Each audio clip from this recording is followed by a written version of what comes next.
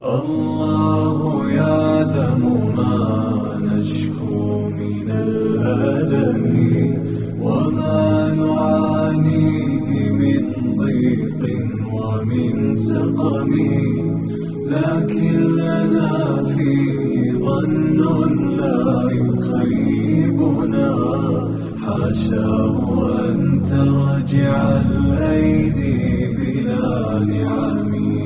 كم جاد من فضله قبل السؤال، وكم أعطى وأغنى بمحض الجود والكرم.